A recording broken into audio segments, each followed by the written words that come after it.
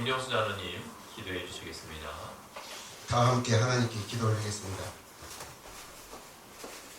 너희 중에 고난당한 자가 있느냐? 저는 기도할 것이요 즐거워하는 자가 있느냐? 저는 찬송할지이다. 너희 중에 병든 자가 있느냐?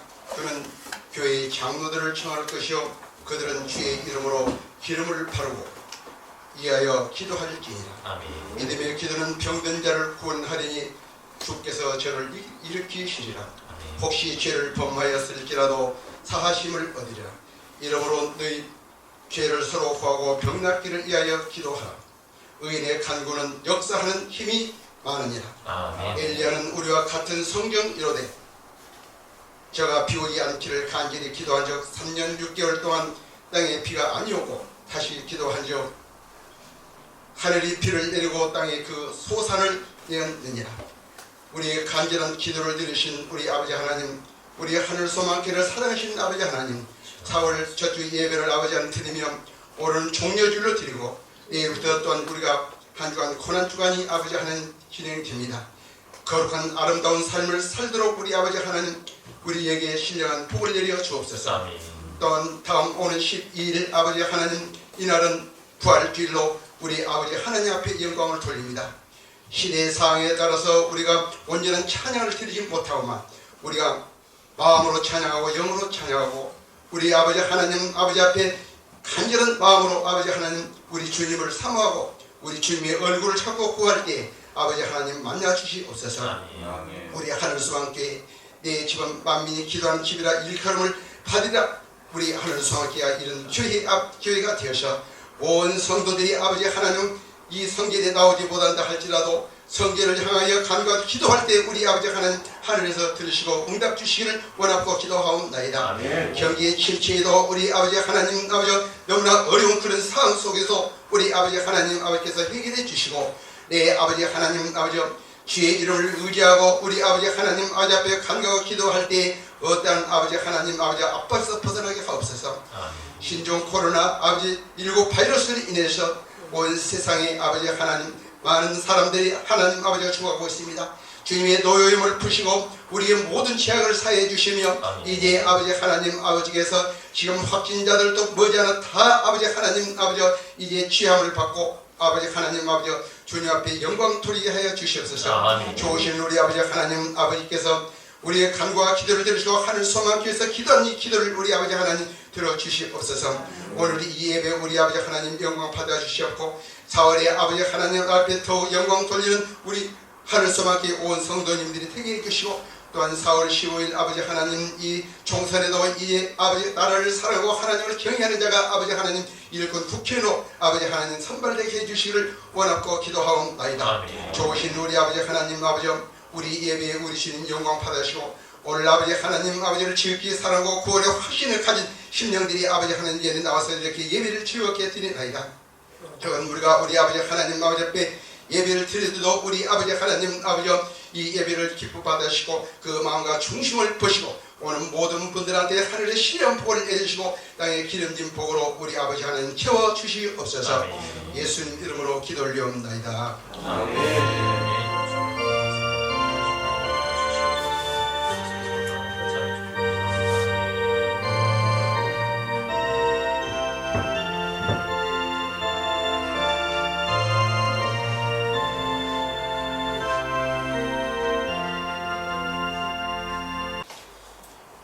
빌립보서 2장 1절에서 11절 말씀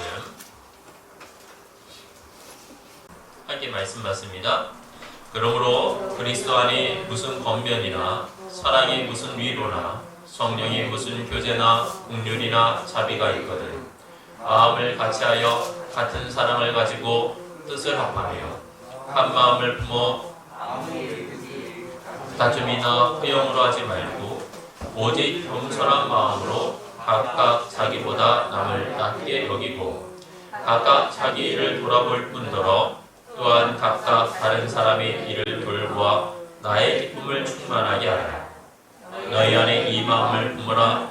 곧 그리스도 예수의 마음이니 그는 근본 하나님의 본체시나 하나님과 공동됨을 취할 것으로 여기지 아니하시고 오히려 자기를 비워 종의 형체를 가지사 사람들과 같이 되셨고 사람의 모양으로 나타나사 자기를 낮추시고 죽기까지 보쇼하셨으니 곧 십자가에 죽으심이라. 이름으로 하나님이 그를 지극히 높여 모든 이름 위에 뛰어난 이름을 주사 하늘에 있는 자들과 땅에 있는 자들과 땅 아래 있는 자들로 모든 무릎을 예수의 이름에 꿇게 하시고 모든 입으로 그리스도 주라 시인하여 하나님 아버지께 영광을 돌리게 하셨느니라. 아멘. 예전에 한 목사님이 쓴 책의 일화를 좀 말씀드리면서 말씀을 시작하려고 합니다. 한 성도님의 가정에 어려운 일이 있을 때마다 이 젊은 성도님이 항상 말하기를 나 때문입니다. 나의 부족함 때문입니다. 나의 부도덕함 때문입니다. 라고 이야기를 했다고 합니다. 그러면서 가슴을 이렇게 스스로 치셨어요. 기도하는 걸 보니까 목사님이 항상 마음이 애잔한 거예요. 뭐 그렇게 지사님 열심히 신앙생활 하시는데 왜 자꾸 내 탓입니다. 내 탓입니다. 그러면서 저렇게 가슴을 치실까. 처음에는 은혜가 됐는데 계속 항상 그 모습을 한 몇 년간 보니까 너무 애잔해서 한 번은 목사님이 물었다고 합니다. 지사님 아니 왜 몇 년 동안을 제가 지사님 기도하는 모습을 잘 봤는데 항상 이렇게 내 탓입니다. 내 잘못입니다. 내 부족함입니다. 그러면서 그렇게 가슴을 치면서 기도하십니까? 그렇게 얘기를 했어요. 그랬더니 이 지사님이 하시는 말씀이 분명히 다른 사람 보기에는 내 잘못이 아닐 수도 있고 내 탓이 아닐 수도 있습니다. 그러나 제가 신앙생활하면서 경험한 것은 내 탓입니다. 내 잘못입니다. 내 부도덕함입니다. 라고 말할 때 상대방의 마음이 열리는 것을 봤습니다. 그래서 내가 항상 그렇게 이야기하고 그렇게 기도합니다. 라고 했다라는 것입니다. 여러분 분명히 잘못을 따지면 상대방이 잘못이 있을 때가 있습니다. 분명히 나는 잘못이 없을 때가 있어요. 그러나 시시비비를 가린다고 해서 일이 잘 풀리느냐라고 했을 때는 그렇지 않을 때가 많더라는 거죠. 시시비비는 가릴 수 있는데 그 다음에 어떻습니까? 갈등은 더 커지고 다툼은 더 많아집니다. 그게 우리의 삶인 것 같습니다. 지금 뭐 총선을 하고 있지만 우리가 총선 때 되면 항상 뭡니까? 서로 반대 진영을 탓하게 되죠. 야당은 여당 탓을 하고 여당은 야당 탓을 하고 항상 정치라는 게 남 탓을 하게 됩니다. 그러다 보니까 어떻습니까? 그 모습을 보는 많은 대다수의 국민들이 실망을 하게 되죠. 왜 항상 저렇게 남 탓을 할까라는 이야기를 생각을 하게 되죠. 마치 그와 같은데 사실 우리가 남 탓을 한다고 해서 일이 해결되는 것은 없습니다. 오히려 주님의 모습을 보면요. 그렇지 않은 모습을 발견하게 됩니다. 오늘 우리가 고난주일인데 사실 이 고난주일을 우리가 보내는 이유 중에 하나가 뭡니까? 주님의 이 땅에 오셔서 십자가를 지신 사건을 기념하는 것이죠. 만약에 하나님이 우리의 잘못만을 탓했다고 한다면 주님이 오실 필요도 없으시고 우리는 결코 구원을 받지 못했을 것입니다. 그런 의미에서 우리는 남 탓을 할 것이 아니라 오히려 주님의 그러한 마음과 주님의 그러한 모습을 본받는 신앙인이 될 수 있기를 주의 이름으로 축원합니다. 아멘. 그런 의미에서 오늘 고난주일 우리가 예수님에게서 배워야 될 겸손함의 모습은 무엇일까 함께 생각해 보면서 은혜를 나누고자 합니다. 첫째로 우리가 말씀을 통해서 우리가 깨달을 수 있는 것은 첫째로 예수님의 겸손함은요 자기 비움에서부터 시작되었음을 보게 됩니다. 자기 비움과 내려놓음입니다. 여러분 오늘 본문 6절과 7절 말씀을 다시 한번 보도록 하겠습니다. 그는 근본 하나님의 본체시나 하나님과 동등됨을 취할 것으로 여기지 아니하시고 오히려 자기를 비워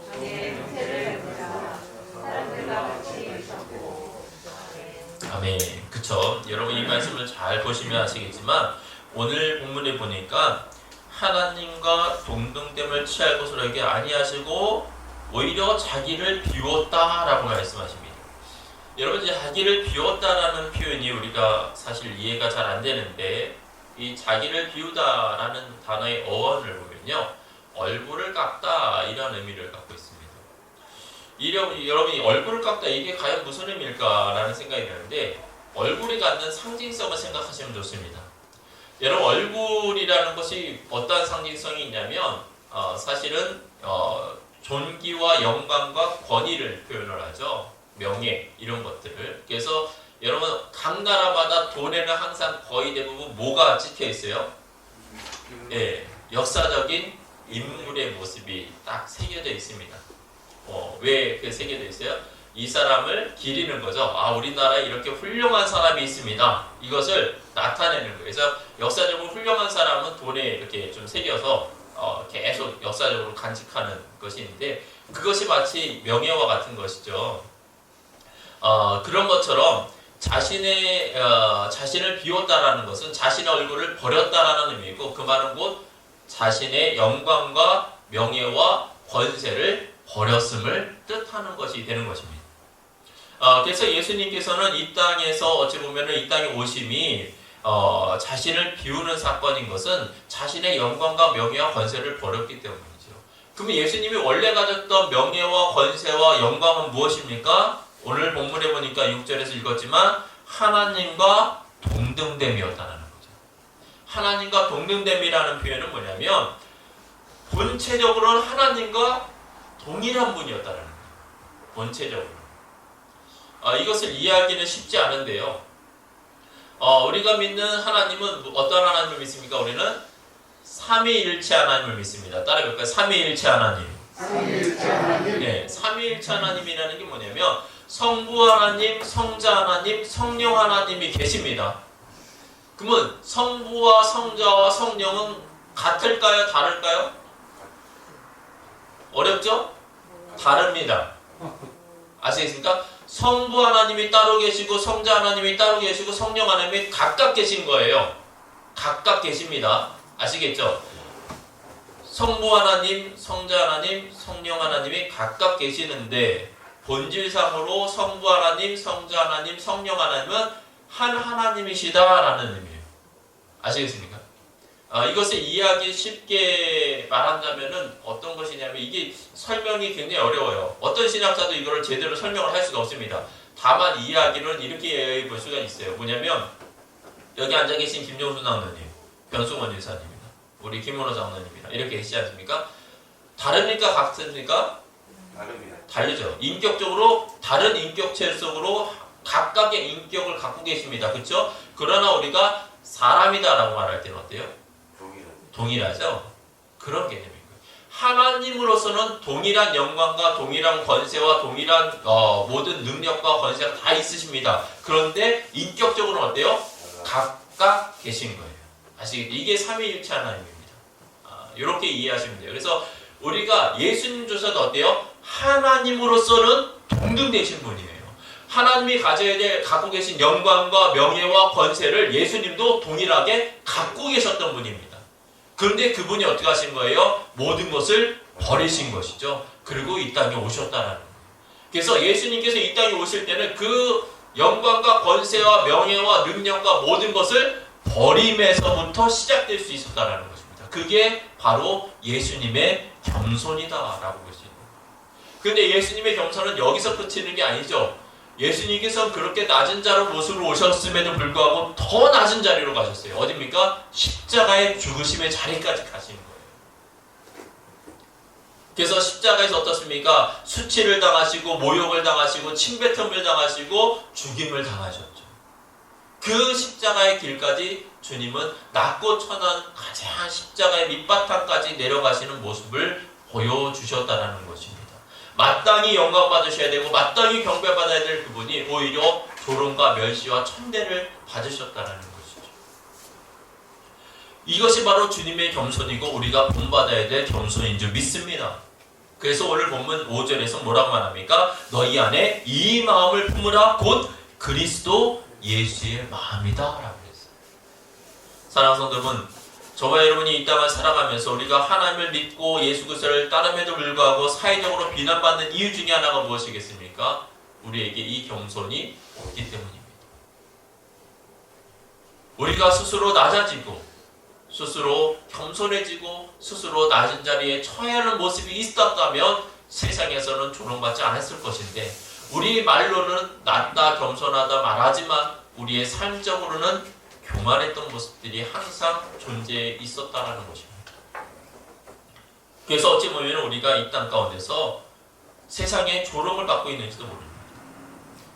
여러분, 세상 사람들은 그렇게, 우리들은 항상 세상 논리적으로 그렇게 생각을 합니다. 많은 것을 가져야, 많은 것을 채워야, 그리고 더 많은 것을 누려야 복을 받은 것이다라고 생각합니다. 그래서 항상 누리려고 하고, 항상 가지려고 하고, 항상 채우려고 하죠. 그러나 여러분, 모든 것이 채우고 누리고 내가 가져야지만 복이 있다라고 생각하신다고 한다면 그것은 결코 오산입니다. 여러분, 우리가 뉴스를 보지만 뉴스에서 항상 좋지 않은 모습으로 나오는 사람들의 모습을 보면 어떻습니까? 더 많이 가지려고 했기 때문에 죄를 범하게 되고, 더 많이 누리려고 하다 보니까 불법을 저지르게 되고, 더 많은 것을 내가 채우려 하다 보니까 오히려 손가락질을 받게 된 것을 볼 때가 많습니다. 그러므로 세상적으로는 더 많은 것, 더 풍족한 것을 갖는 것이 복이라고 생각할지 모르겠지만 우리 그리스도인에게서는 오히려 나를 비우고 나를 낮추는 것이 오히려 복된 인생임을 믿을 수 있기를 주의 이름으로 축원합니다. 아멘. 더 나아가 두 번째로 우리가 또한 깨닫는 것은요, 예수님의 겸손은 항상 우리를 위한 겸손이었다는 거죠. 우리를 위한 겸손. 여러분, 오늘 본문 8절 말씀 한번 같이 읽어볼까요? 본문 8절입니다. 사람의 모양으로 나타나사 자기를 낮추시고 죽기까지 고통하셨으니 곧 십자가에 죽으십니다. 아멘. 여러분, 앞서 말씀드렸듯이 예수님은 본래 하나님과 동등된 분이셨고, 그리고 하나님의 유일하신 아들이 되십니다. 독생자시죠. 그런 그분이 낮고 천한 죄인의 모습인 우리와 동일하게 이 땅에 오셨습니다. 그런데 이 낮고 스스로 낮아지고 스스로 겸손함으로 비천한 모습으로 오셨던 이유와 목적이 무엇인가 봤더니 바로 이 세상 죄인들을 위하여서 오셨다. 다시 말하면 죄인들의 죄를 대속하시기 위해서, 자신이 스스로 십자가의 대속물이 되시기 위해서 이 땅에 오셨다라는 것입니다. 이것이 바로 주님의 낮아지심이라는 거죠. 주님의 겸손. 그래서 스스로 우리를 대신해서 우리와 같은 모습으로 우리의 수준까지 낮아지신 모습이 예수님의 낮아지심이에요. 근데 과연 우리의 겸손은 어떤 겸손일까 생각해 보십시오. 우리가 겸손할 때 있는데 과연 어떤 상황에서 어떤 모습으로 겸손합니까? 여러분, 어느 목사님이 경험한 이야기인데, 이분이 낚시를 좋아하셔서 친구가 이제 가평에 살다 보니까 가평에 낚시터가 좋은 데가 있어서 그걸로 종종 가셨대요. 근데 그곳에 처음 가실 때 그곳에 서울 인근 수도권에 있는 사람들이 많이 온다고 합니다. 근데 이 친구 목사님이 그렇게 얘기하더래요. 목사님한테 여기서는요 절대로 다른 사람을 무시하거나 그러면 안 돼. 그리고 뭐 내가 잘났다라는 표현을 쓰거나 뭐 저 사람은 뭐 이렇게 좀 무시하듯 하면 안 된다 이렇게 얘기를 하더라고요. 그래서 왜 그러냐고 했더니 여기 오는 대부분의 사람은 큰 회사 사장이거나 아니면 어떠한 회장이거나 아니면 세상적으로 내노라는 사람들이 다 그냥 오는데 어떤 차림으로 오냐면 그냥 수수한 차림으로 온다는 거예요. 그러니까 겉으로 봐서는 어때요? 그냥 동네 아저씨 같은 모습이고 동네 그냥 큰이 보시는 동네 할아버지 같은 모습인데 그런 분들이 다 어떠한 자리를 꿰차고 있는 사람들이라고 해요. 그래서 겉만 보고 그 사람을 평가하거나 그러면 안 된다라고 이렇게 주의를 줬대요. 그런데 어느 날 이제 낚시를 하는데 한 곳에서 이제 어떤 분이 작은 배를 띄워가지고 낚시를 하고 있는데 한 분이 배를 가까이 댄 거예요. 먼저 계신 분이 죄송한데 저기로 좀 떨어져서 하시면 안 될까요? 제가 먼저 여기서 낚시를 하고 있으니까 좀 떨어져서 하시면 안 될까요? 이렇게 얘기를 했대요. 정중하게. 그랬더니 그 사람 늦게 온 분이 들은 척도 안 하고 낚시를 계속 던지더래요. 그래서 한 번 더 얘기했대요. 저 죄송한데요. 조금만 좀 떨어지시면 안 될까요? 보면 좀 더 서로 좋을 것 같은데요. 그랬더니 이 사람이 버럭 화를 내더랍니다. 당신이 뭔데 저리 가라 머리 가라 해. 내가 누군지는 알아. 큰 코 다치려고 조용히 해. 무슨 낚시를 하더래. 이분이 화가 났는데 정중하게 말했던 분이 배를 빼신 거예요. 빼고선 이제 이제 있는데 한동안 그냥 저 사람이 가나보다 싶었는데 이제 낚시를 다 마치고 갈 때쯤 됐는데 저기서 그 싸움 붙었던 사람들이 있는데 그 큰 소리 쳤던 분이 차에 타고 가만히 있더라는 거예요. 부동자세로. 그래서 점잖게 말했던 사람들이 막 삿대이러면서 얘기하더니 갑자기 종강이를 팍 쳐들어요. 알고 봤더니 맨 처음에 큰 소리 친 사람은 별 2개 스타고 점잖게 말한 사람은 별 3개짜리 스타래요. 그러니까 나중에 알게 된 거예요. 그러니까 그걸 알고서는 2개짜리 정강이를 찾으래요. 그래서 야 진짜 큰 소리 쳐서는 안 되겠구나 여기서 그런 생각을 했다고 그러는데 여러분 세상에서도 어때요? 아무리 보잘것없는 것 같은 사람일지라도 내가 생각지 못한 나보다 높은 사람이 있을 수 있어요. 여러분 그 4대 성인 중에 한 사람이라고 말하는 공자가 한 말이 있습니다. 뭐냐면 3사람이 앞서갈 때 3사람 중에 한 사람은 분명히 나의 스승이다라고 했어요. 나에게 스승이 될 수 있다. 이건 공자가 한 말이에요. 여러분 공자라고 하면 학식이 높고 인덕이 있고 정말 훌륭하다라고 인정받았던 사람인데도 불구하고 그 사람이 한 말이 그냥 동네에서 지나가는데 3사람이 앞에 있다면 그 중에 한 사람은 나에게 스승이라는 그런 말을 한 거예요. 여러분 겸손함이 무엇입니까? 나보다 높고 나보다 권세 가진 사람 앞에서 내가 그렇습니까? 라면서 하는 것이 겸손이겠습니까? 그것은 어찌 보면 당연한 거죠. 참된 겸손이라는 것은요 모든 사람 앞에서 나를 낮추는 거예요. 더 나아가서 뭡니까? 상대방의 수준으로 낮아지는 거예요. 우리가 볼 때 아유 저 사람은 보잘것없어, 저 사람은 아무것도 아니야 라고 생각하는 그 사람 앞에서 어떻게 해요? 그 사람의 수준, 그 보잘것없는 수준으로 내가 낮아질 수 있는 것, 낮아서서 그 사람과 함께 동등되게 하는 그런 모습, 그것이 바로 참된 겸손이라는 거예요. 그렇게 생각한다면 어떻습니까? 우리가 감히 다른 사람 앞에서 나 잘났어라고 말할 위치는 아니라는 거죠. 영국의 유명한 속담 중에 그런 말이 있습니다. 하루를 행복하려면 이발을 하고 일주일 동안 행복하려면 여행을 하라. 그런데 평생 행복하고 싶다면 이웃을 섬겨라. 그런 말이 있어요. 여러분 내가 겸손하게 섬기면요 그것이 행복의 시작이 될 수가 있습니다. 사랑하는 성도 저와 여러분 어떻습니까? 우리는 내가 관심을 받고 내가 섬김을 받고 내가 무엇인가를 누려야 행복하다고 생각을 하고 있습니까? 아니면 오히려 내가 낮아져서 다른 사람을 섬기고 있습니까? 나 자신의 관심을 갖는다면 우리는 결코 남을 섬길 수가 없을 것입니다. 여러분 우리가 참으로 다른 사람을 섬기고자 하려면 예수님의 겸손함까지 가야 됩니다. 예수님의 겸손함은 모든 사람을 높여주는 것이고 모든 사람을 섬겨주는 것이었습니다. 그럼 우리 이 고난주일을 맞이해서 우리가 우리의 인생의 즐거움과 우리의 낙을 위해서 내가 섬김을 받는 자세가 아니라 오히려 주님의 모습을 본받아서 모든 사람을 섬기며 모든 사람에게 낮아질 수 있는 저와 여러분이 될 수 있기를 주의 이름으로 축원합니다. 또한 마지막으로 우리가 또한 깨달을 수 있는 것은 예수님의 겸손함에서 배워야 될 것은 예수님의 겸손함은 영광을 얻은 겸손이라는 것입니다. 영광을 얻은 겸손. 여러분 우리 본문 9절 말씀 함께 말씀 받겠습니다. 이러므로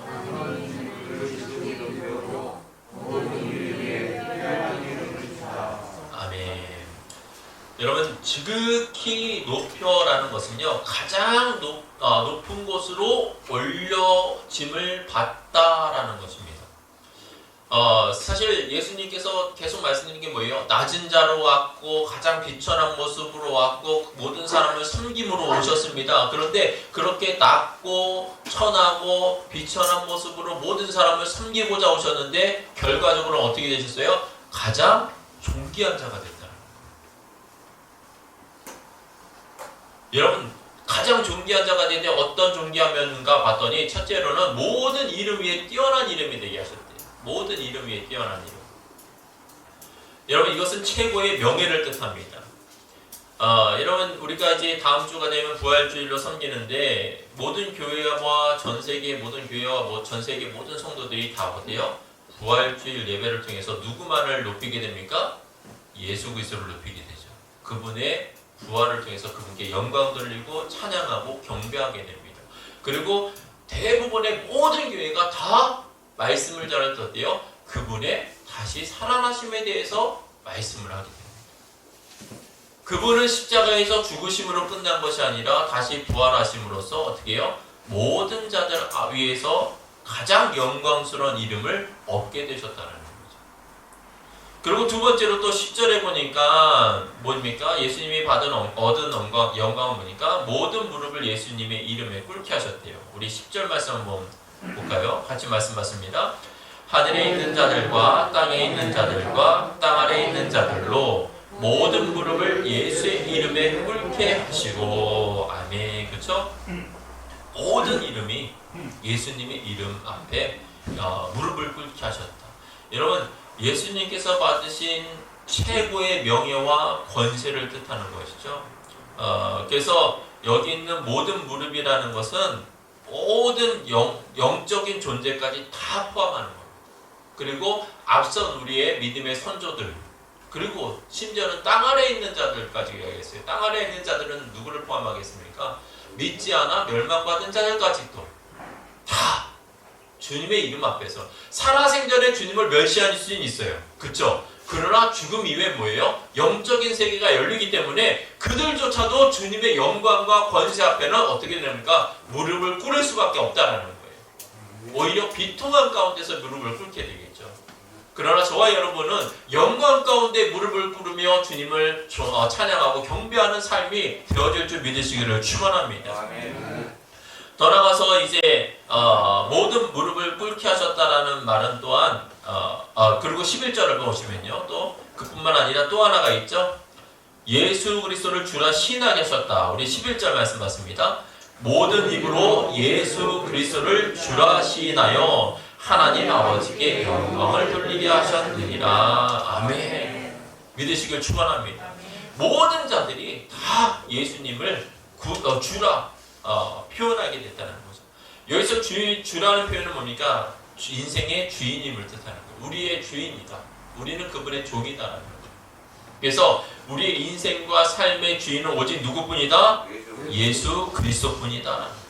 이게 첫 번째 의미고, 또한 주라는 말의 단어에는 또 다른 의미가 있어요. 그건 뭐냐면 오직 예수님 한 분만이 우리의 구주라는 의미도 갖고 있습니다.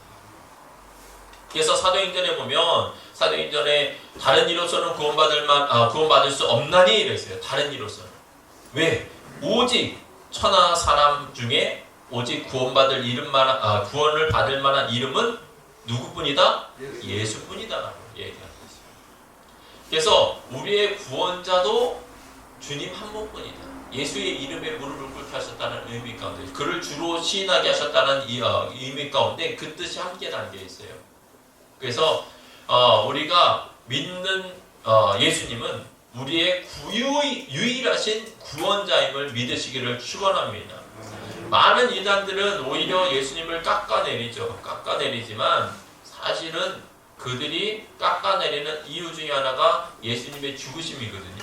봐라, 십자가에서 죽지 않았느냐, 그러니 예수는 실패자라고 말하지만 그 말은 곧 무엇을 믿지 않는다는 말이에요?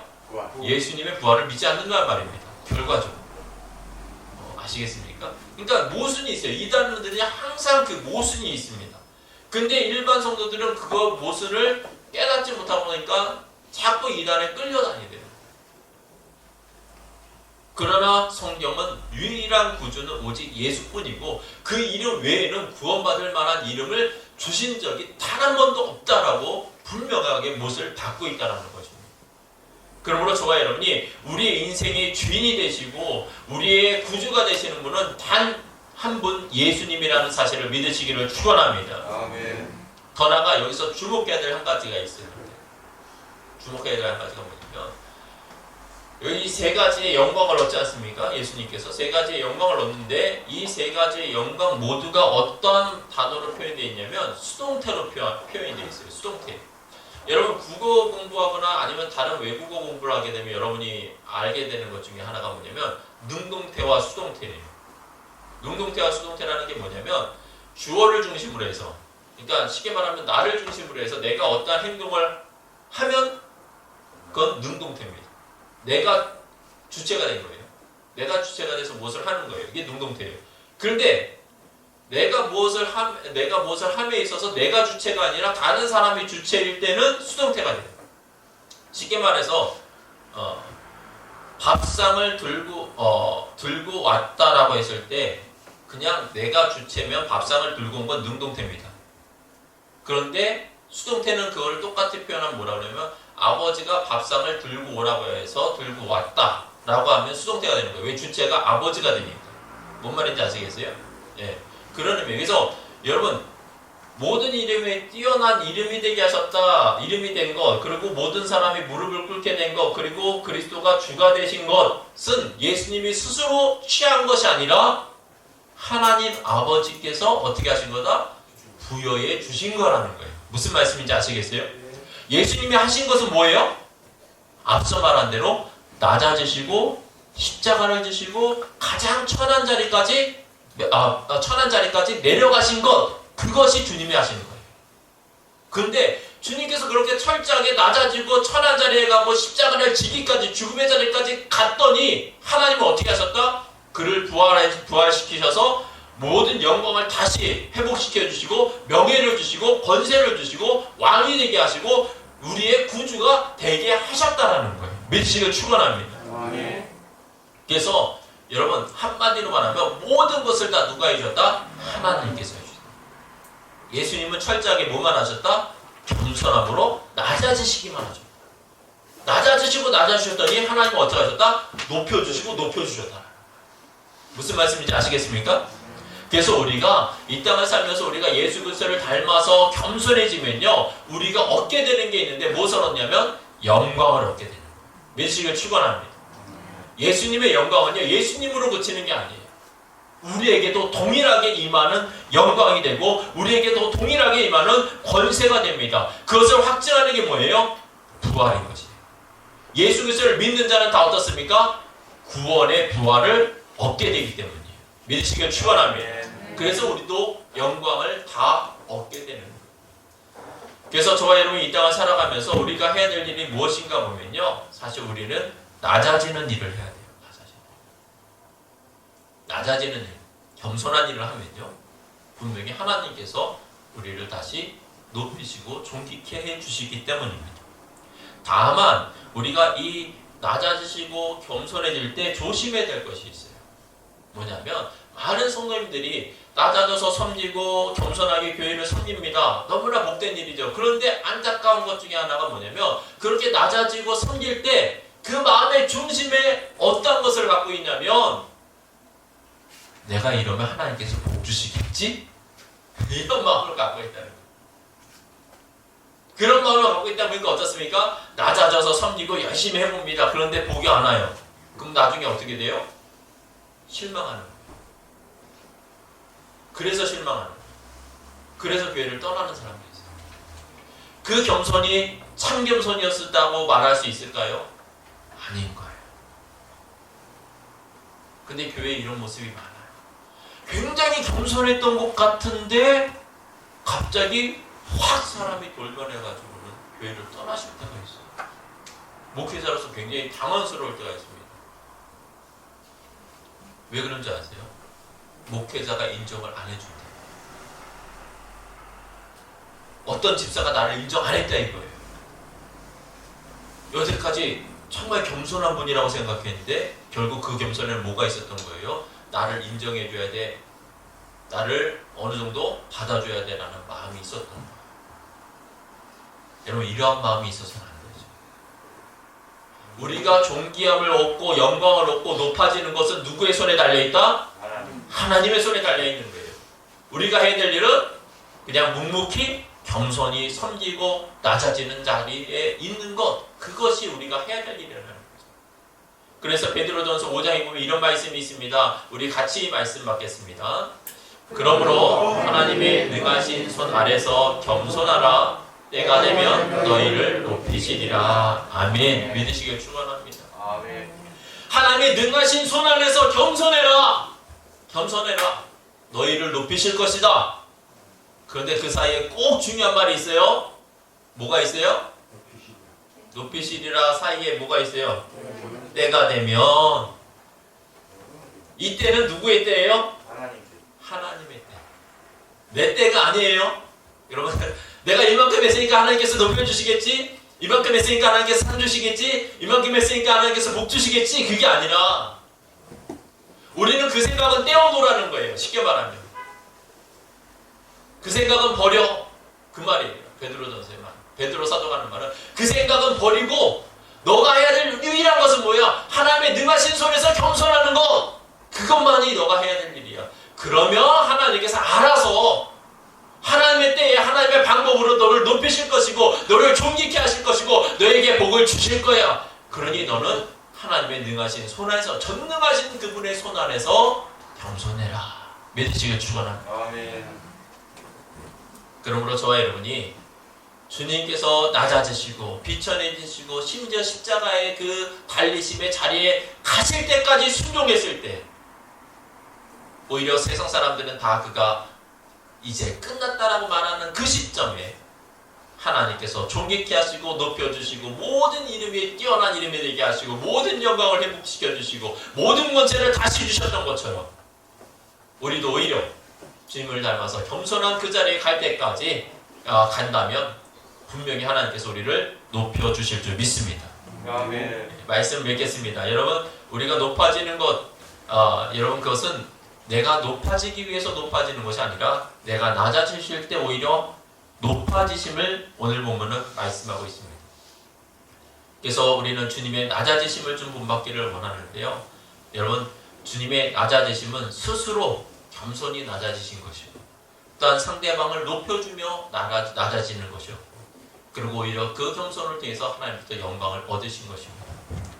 다만 우리가 생각해야 될 것은 언제 높여주시느냐? 내가 하나님의 때에 높임을 받는다는 것이고요. 그리고 또 하나는 얼만큼 높아질 것이냐 라고 본다면 내가 낮아진 만큼 높아진다는 것을 기억하시기를 바랍니다. 내가 조금만 낮아진다면 조금만 높임을 받을 뿐. 그러나 내가 최대한 낮아진다면 하나님은 우리를 아주 존귀한 자리에 앉혀주실 줄 믿습니다. 아멘. 저와 여러분이 그러한 믿음의 삶을 살아가시기를 주의 이름으로 축원합니다. 아멘. 기도하겠습니다. 하나님 아버지, 오늘 고난주의를 맞이해서 주의 말씀을 통해 귀한 은혜를 깨닫게 하시니 감사합니다. 이 고난주의를 하나님과 동등하셨던 예수님께서 가장 낮은 자리에 오셨음을 함께 살펴보았습니다. 우리들도 주님의 겸손함을 닮아가는 신앙의 삶이 되기를 원합니다. 하나님 앞에서, 교회 앞에서, 성도들 앞에서, 모든 사람 앞에서 겸손한 삶이 되게 하여 주시옵소서. 아멘. 그리고 그러한 겸손의 삶을 살아갈 때에 하나님께서 오히려 높여주시고 존귀케 하시는 은혜와 복을 누리는 삶이 되게 하여 주시옵소서. 더 나아가 지금 전 세계적으로 코로나로 인한 어려움이 있습니다. 코로나로 인하여 질병에서 모든 이들을 구원하여 주시옵시고 우리 모든 성도님들 코로나의 전염병에서 지켜주시옵소서. 그리고 우리나라와 전 세계가 속히 이 어려움을 극복하고 이겨낼 수 있는 은혜가 임하여서 우리의 삶이 다시금 회복되어지는 역사가 있게 하여 주시옵소서. 이 모든 말씀 예수 그리스도로 감사하며 축복하며 기도합니다. 아멘.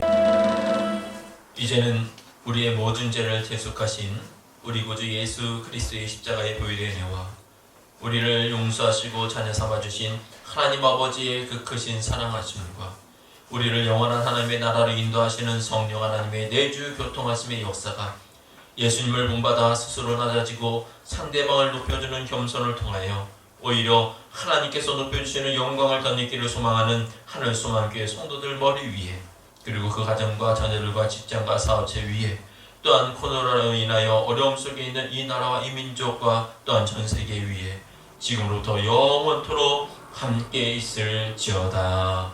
아멘.